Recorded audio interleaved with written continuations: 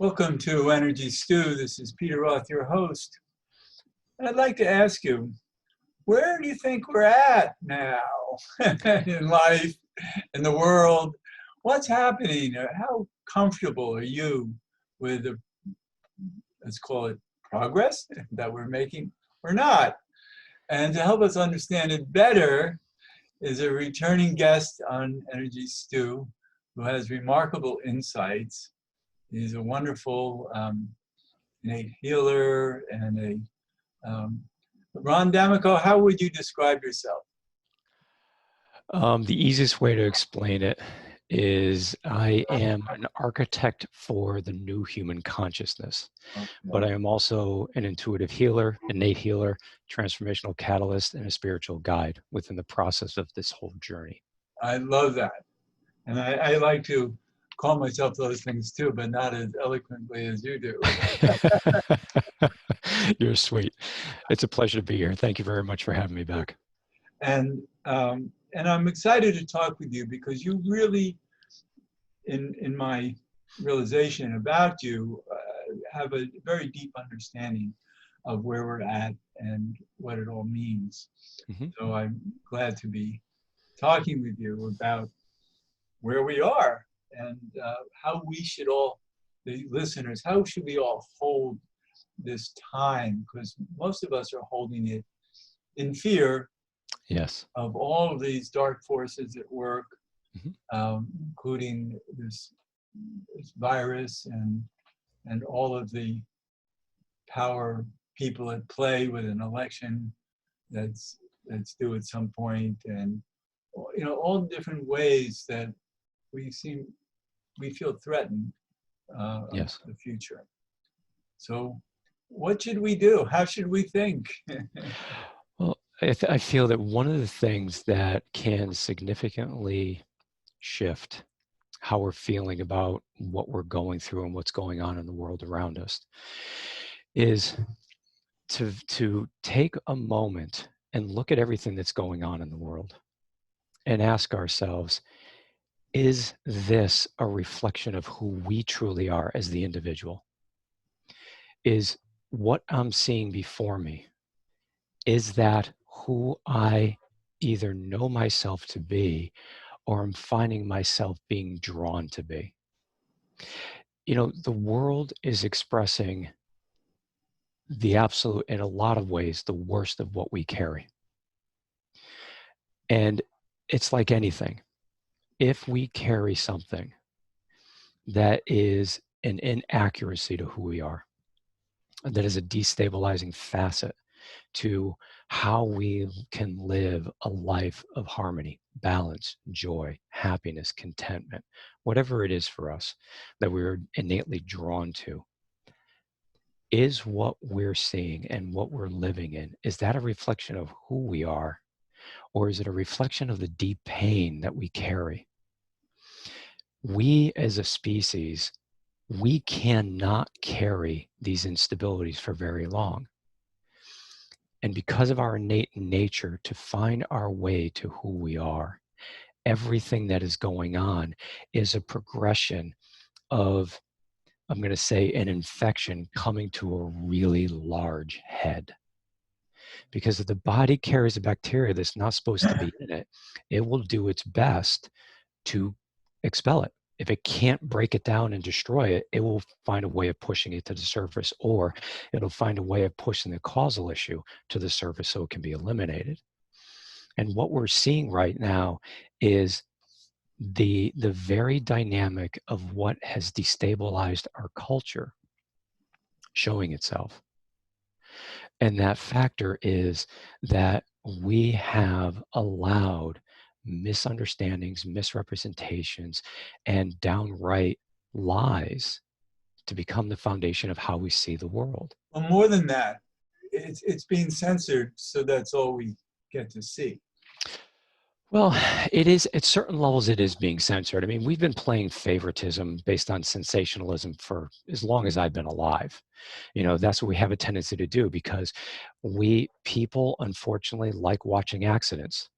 because it creates a stimulation or a movement in our system that brings us, believe it or not, to bring our system to feel alive. Even if we're looking at something horrible, it creates a stimulation in the system. Even if it's an adrenaline rush from terror, it brings us to feel more awakened than the dampened state that we actually live in. Well, we are awakened now.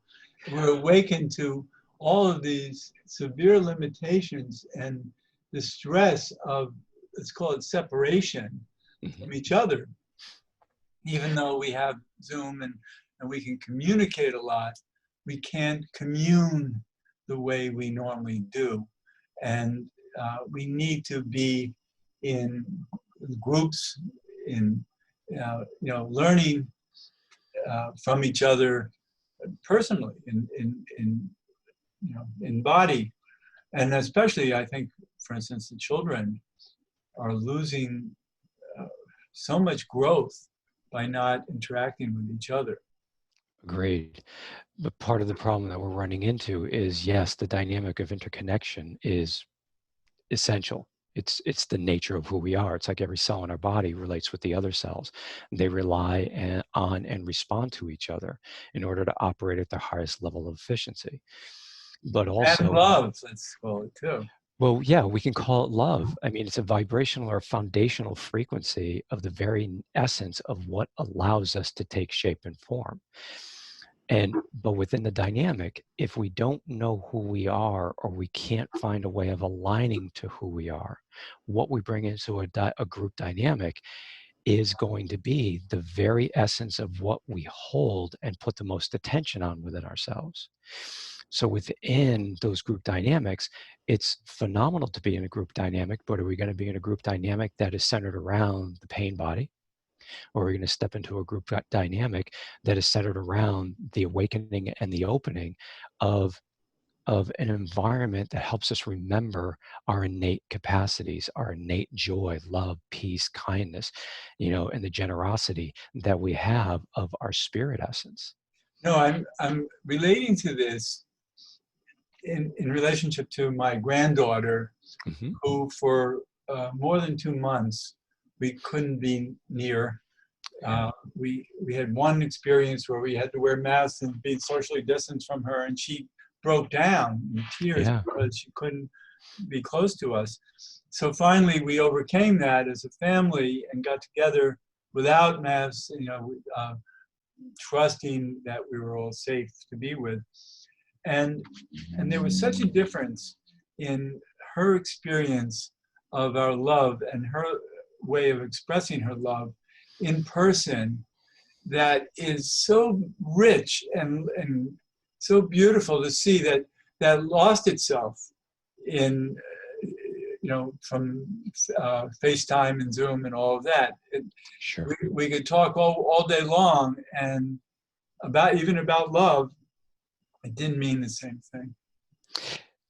But that's the unfortunate part of where we've lost some of the depth and breadth of what we are. We're not just physical. So as a result of it, we rely very heavily on the physical as the beginning and the end. But the reality of it is we need to, and part of how we overcome the dynamics that we're struggling with right now, is to allow ourselves to recognize at the deepest level that our spirit, that non-physical beingness, is what creates these physical forms. And if we can begin to tap more actively into that, if we can really feel and honor that is our very essence, the nature of our being, then when we bring that into the physicality, if there is a distance or a buffering, we can work with that a little bit more gracefully, because then we can just open our spirit up and we can feel that connectivity, even though the tactile may not be able to be there at the beginning. There's also spontaneity in person that's very different than the cerebral nature of communicating virtually. Yeah, because unfortunately, we have in society learned how to hide behind technology. Yeah, so we're learning that technology can't do everything. Exactly. But it also has become an incredibly effective tool of avoidance. Well, and also a way to connect cerebrally that is powerful. And unfortunately, the cerebral by itself ends up becoming a lethal weapon. Yeah, it can be, sure. It can be a very detrimental dynamic, because if we do not feel who we are as, and that feeling essence of our spirit is not guiding our intellect and our cerebral, the cerebral dynamics that we play with, if that is not the foundation through which we launch that thought process, then what we're doing has a void of connectivity. So anything that we bring forth is hollow. That's why we need that connectivity at that point at a physical level, because we forget it. But then what also happens is we get really comfortable with that physical buffer. And then as we open the doors to begin to try to open that up and reattune to it, it becomes difficult for people because they've gotten comfortable with that buffer. Well, for some people, and it's, but people really need to hug each other. Absolutely. Absolutely. Because that's part of why we're here. It is about it's a spirit having a human experience. But that human experience is not separate from the essence of our spirit. They have to be one cohesive expression. And that's what all of this is bringing about, is the recognition that, one, with this social distancing and what we're going through at this point, this is a reminder that we are far more than just our bodies, but also it provides an opportunity for us to have a much richer appreciation for this physical experience. Yeah, And then we can see it more as precious and joyful and part of the context of what we're meant to right. be. We're gaining a lot of perspective. Absolutely, because it's giving us an opportunity to shake that tree, get rid of the dead fruit, and really look and see what's viable with what we're looking at here. Yes. The idea is really to create music together, Very much the so. symphony of life together. Yeah, And if we don't have other sounds around us physically, because yeah, even our bodies actually have a sound, absolutely. and we're missing that. We're not. Well, and then one of the things that also we miss, and it's like you had said earlier, you talk about the cerebral aspect. If we engage our communication through our intellect, it misses the vibratory capacity of the spirit intent to create and generate. Okay, we just froze up again for a second or two. Um,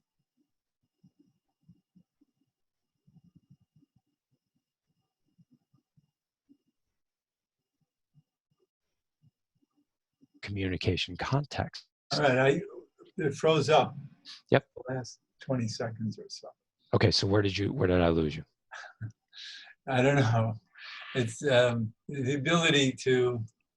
Oh, if when we're engaging, because we engage very much from the cerebral context of things, if we don't allow ourselves to tap into our spirit essence and then bring that to create the thought process and then whatever words we're about to generate, it ends up becoming a hollow expression, because cerebral is missing the context of the essence of spirit and its rich and infinite intent.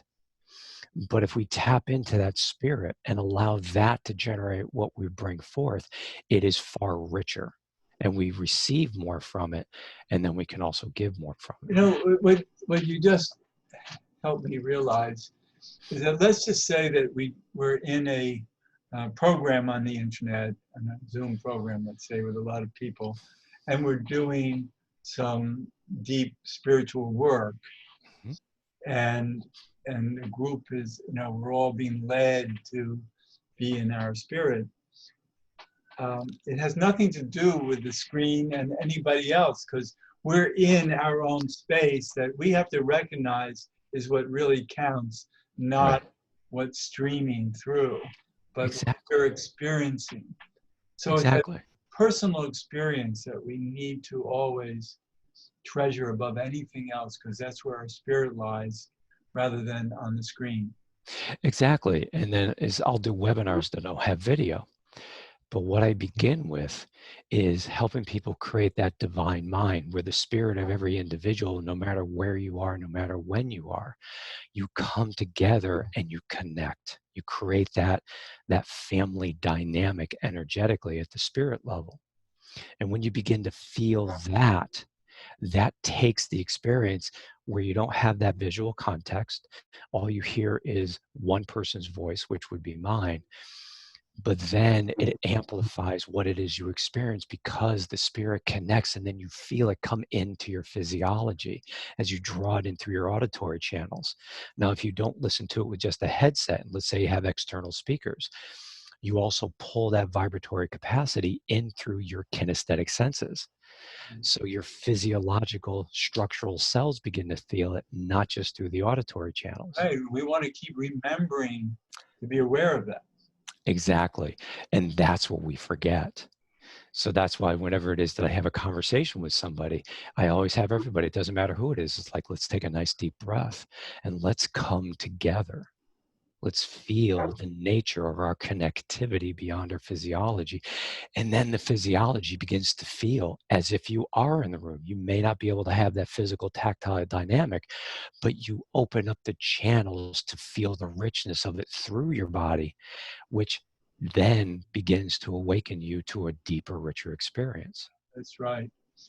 But we want to also project ahead to a time in the future when this virus will be history. Yes.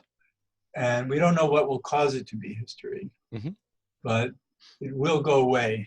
Yeah. It's not going to be around the rest of our lives, although some Absolutely. people might think so.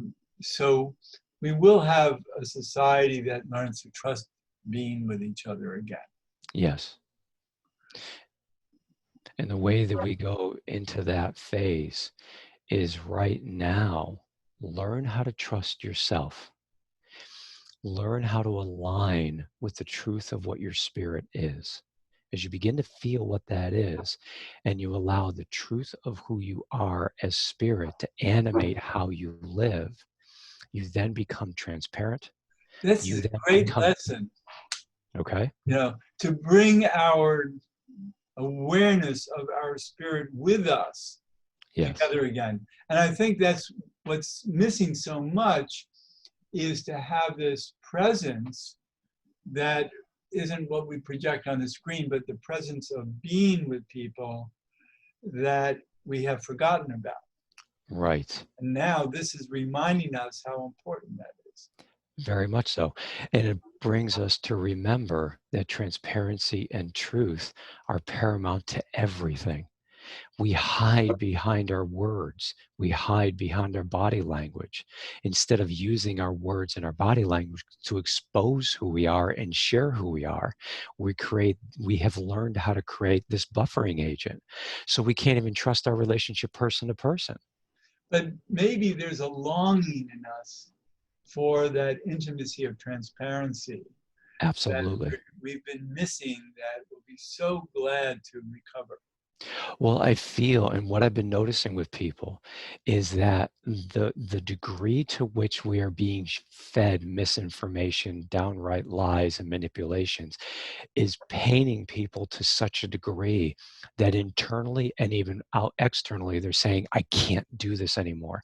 And it's not that they can't hear it, it's not that they can't see it, it's that they can't be living in that as the world that they exist in. We're being taught that we're just chemical bodies, Yeah. vulnerable chemical bodies, Yeah. that's what we have to protect ourselves for and against, Yeah. is just being a chemical being, not a spiritual being. Right. And as we allow ourselves to remember that we are spirit or energetic first and physiological secondarily, because that dynamic carries all the encoding necessary for this physiology to be able to create and manifest the matter-based reality that we live in. In many ways, we're who we think we are, but we're being programmed not to think very smartly. Exactly. And we're also missing some of the programming. We're only looking, it's like if we have 100,000 channels, we're only shown 12. Right. Well, let's play with all the channels. That's overwhelming. Doesn't matter. You got to feel it. You don't have to think about it. Just let yourself immerse in it. One of the things I've been having people do lately is go out in nature. Nature doesn't lie. It is what it is. Go out and get to know the truth of who you are in the presence of a tree, watching insects, birds, other animals that are running around. If you have an animal at home, allow yourself to feel its authenticity. Through the awareness of its authenticity, breathe in the observation and how it feels to be in the presence of authentic. And as you feel what the essence of authentic is without looking at it, because we have visual interpretation, but if we were to just begin to feel that authenticity and we were to breathe it in to recognize the truth of how that is within and as us, we start to awaken that. And then if we do it with regularity, we begin to align and live from that space. Right. And I think because of the rising consciousness, Yes, we're able to attune to the truth of realities in ourselves and others that will point out what's not authentic in the people that we're around. We won't exactly. have patience to work with phoniness. Exactly. And then as we're watching what we're watching on the news, we look at that and go, and we feel the pain of what it has been to be that, but know that's not who we are anymore. And know that that's not what we want to be anymore. And once we purge the pain of what we've been and how we carry it, then we're free to see and notice the grace within, the beauty within, and how to bring it into the world is the way that we engage everything, whether it's through Zoom communication, phone communication, whatever it may be. We tap into our authentic nature, and then we bring that in as the expression of our life. Right.